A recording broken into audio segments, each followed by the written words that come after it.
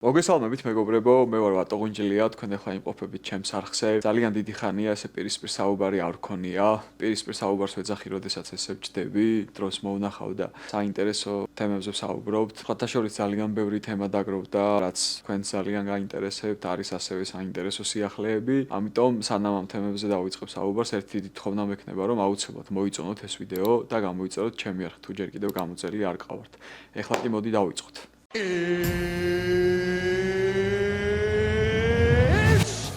time!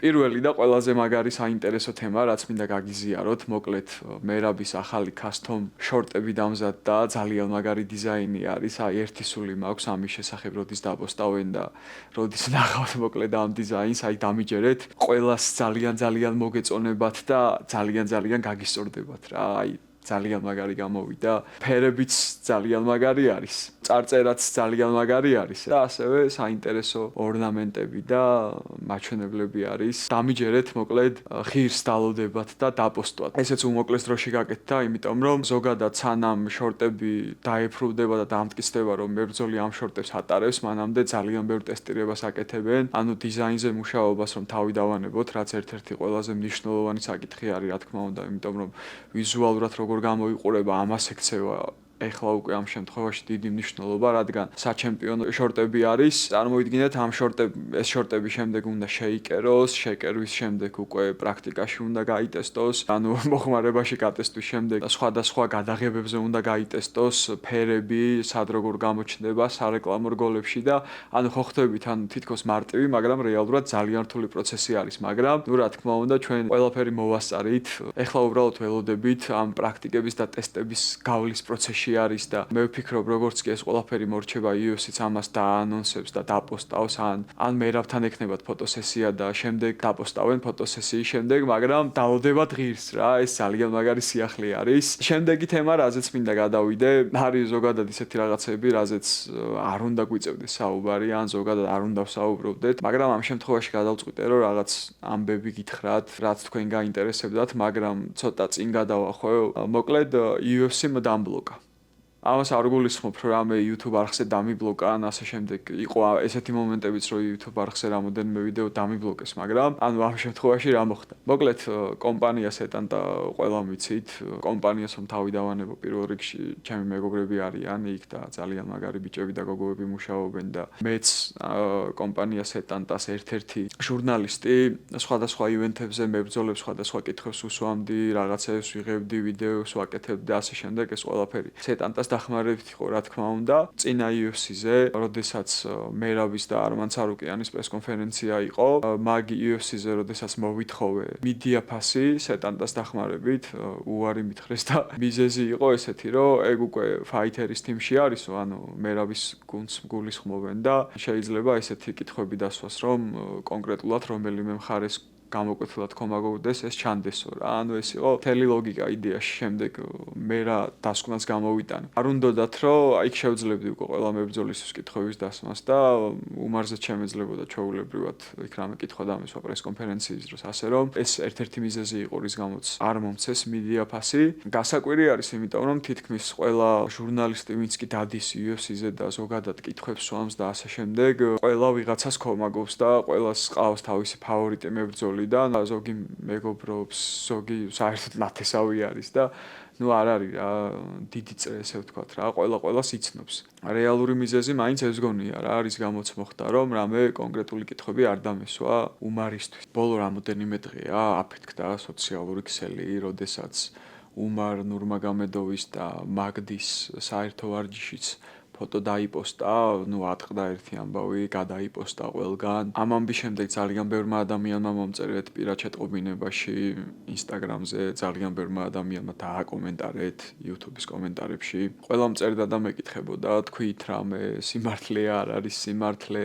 დააფიქსირეთ თქვენი პოზიცია და აქ უბრალოდ მინდა კონკრეტულად ჩემი პოზიცია დავაფიქსირო. მოკლედ მე ვიყავი პირველი ის ადამიანი, ვინც შემთხვევით შეხვდა მაგდის ჩვენს დარბაზთან. ამის შემდეგ უკვე თითქმის ყველაფერი იცით, რომ მერაბი დაეხმარა და ასე შემდეგ და აქ არ მოყვები ხა იმაზე საუბარს. რა იყო და როგორ იყო, მაგრამ ბოლო მომენტი მინდა ვისაუბრო, როდესაც მერაბის და უმარის ბრძოლა ჩაინიშნა და ესე დაანონსდა. ის დღე იყო თუ მეორე დღე იყო არ მახსოვს, მაგდიც იყო ჩვენთან დარბაზში ვარჯიშზე და ვარჯიშის შემდეგ ჩაიმუხლა და თავი დადო ტატამზე და დაგრუზული იყო თუ ტიროდა თუ რა შვებოდა, ანუ არავინ არ მივიდა და მივედი ავდექი და გამოვიყვანე რა გვერდით დავსვი და ანუ ეკითხები რა მოხდა თქო რა და მეუბნება რომ აი რაღაცა ანუ ხერხულად გზნობო თავსო ეხა მერაბის და უმარის ეს რო ჩაინიშნაო ბრძოლაო რა ვქნაო არ ვიციო მე რა თქმა უნდა მაშინვე დაუფიქსირე ჩემი აზრი გიფიქსირებ რა მოკლედ იმ მომენტში მე არჩევაც მივეცი იყო ის თუ მე როგორ მოვიქცეოდი ასეთ შემთხვევაში მე რომ მსგავს სიტუაციაში აღმოჩენილიყავი გავხდებოდი ნეიტრალური არაფერს არ დავპოსტავდი არაფერს არ ვილაპარაკებდი არც ერთ თემას არ შევეხებოდი, ანუ არც კი ვივარჯიშებდი, ანუ არც ერთთან და არც მეორესთან რა. თან თვითონ როგორც თქვა შემდეგ და დაპოსტა რომ მერაბი ჩემი მეგობარია და ისეთ რთულ მომენტებში გამომიწოდა დახმარების ხელი და ასე შემდეგ და თუ უმარი მისი უფროსი ძმა არის და ზემლიაკი თვითონ როგორც ამბობს და ასე შემდეგ. თვითონ ამბობს ამას ვინმე ხო არ აბრალებს. ყველაზე კარგად როგორც შეეძლო მოქცეულიყო, დაეჭირა ნეიტრალური მხარე და ან თუნდაც ახლა აუ რაზე ვლაპარაკობ პროსტო რა იმენა როგორი საცენია დები. ვინმეს კი არ ვაკნინებ, ან რამე ცუდი კი არ მინდა ვთქვა პირიქით, მე ვარ ერთ-ერთი ადამიანი, ვისაც ყველაზე მეტად გული შეტკივა ამაზე, იმიტომ რომ ახლო ურთიერთობა მქონდა მეც იმ ადამიანთან საქმიდან და თემიდან გამომდინარე, რითაც ვართ დაკავებულები. მიწევდა ყოველდღიური შეხება და ნამდვილად ანუ ვერ წარმოვიდგენდი თუ ესე მოხდებოდა და ესე გააკეთებდა ყველაფერს.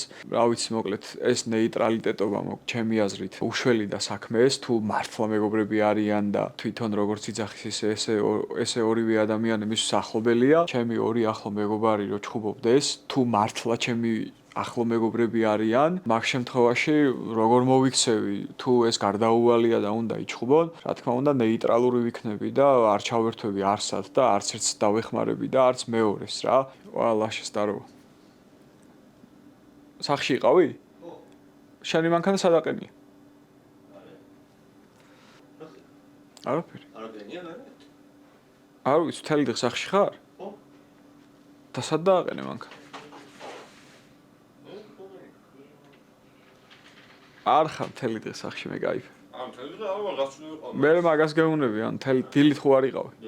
მე რჩევა კი მივეცი და იმ მომენტში მეგონა რომ მართლა აწუხებდა ეს ყველაფერი და ასე შემდეგ, მაგრამ რამოდენიმე დღის შემდეგ ხედავ Instagram-ზე stories, რომ მათ გუნდთან ერთად არის და თან მერაბის ბრძოლას უყურებენ, რაზეც რა თქმა უნდა რეაგირება მქონდა. მოკლედ ეხა ჩვენი დარბაზი დატოვებული აქვს, ეხლა არა უკვე საკმაოდ დიდი ხანი არის, სადაც ქართველები ფიქრობთ, წერთ და ასე შემდეგ, სამწუხაროდ მართლები ხართ ყველაფერში, ანუ სამწუხაროდ იმიტომ ამბობ, რომ რა თქმა უნდა, მეც არ მინდოდა ესე მომხდარიყო, მაგრამ ფაქტია, მოხდა და სოციალურ მედიაში ერთ საუბრობს და ამ სოციალურ მედიის უკან საერთოდ სხვა საკეთებს და სხვანაირად იქცევა და ეგ ადამიანი ჩახსნილი არის რა. ბოლო საკითხი, რაზეც მინდა ვისაუბრო, რაც ბევრს გაინტერესებდა და ბევრმა დააკომენტარეთ მერაბის მომზადება როგორ მიდის და როგორ გრძნობს თავს და როგორ ფორმაშია და ასე შემდეგ. მერაბის მომზადება უკვე თითქმის დასასრულს მიუახლოვდა, რადგან ბრძოლის თარიღიც ძალიან ახლოს არის, ძალიან ბევრ რამეზე იმუშავა, ძალიან ბევრი რაღაც დახვეწა. კარგ ფორმაში არის, კარგად გრძნობს თავს, ძალიან კარგად ატარებს